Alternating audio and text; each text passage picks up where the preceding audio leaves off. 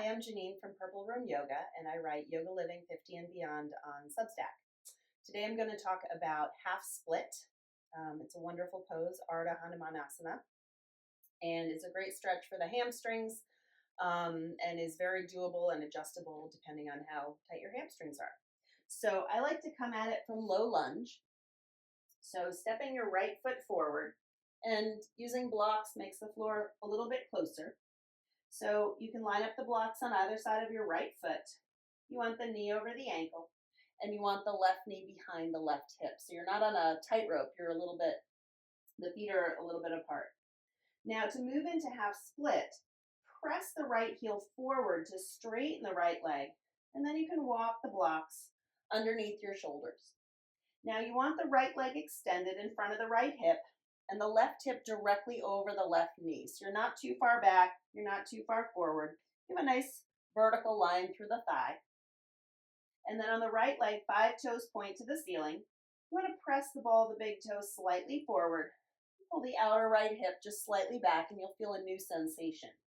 Now notice what happens when you round the spine. You lose that hamstring stretch, and that's because the hamstring attaches to the base of the pelvis. So in order to get the most out of the stretch, you want to reach the sit bones back and lengthen the spine forward. And when you find that flat back, you'll feel much more hamstring stretch.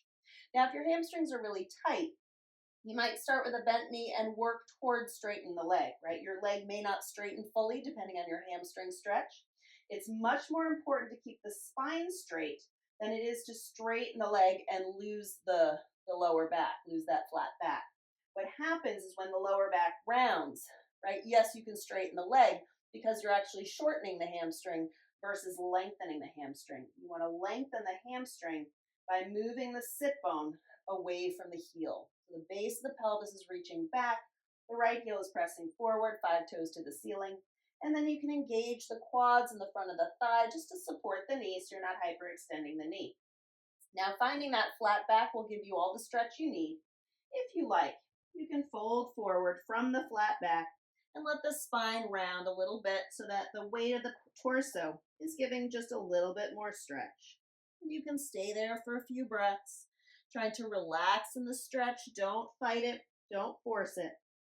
Breathing in and breathing out. And then you can come back, bend the knee, and just sit on the heels to release the stretch. And then you take the whole thing to the other side. I hope that helps. Thanks for watching.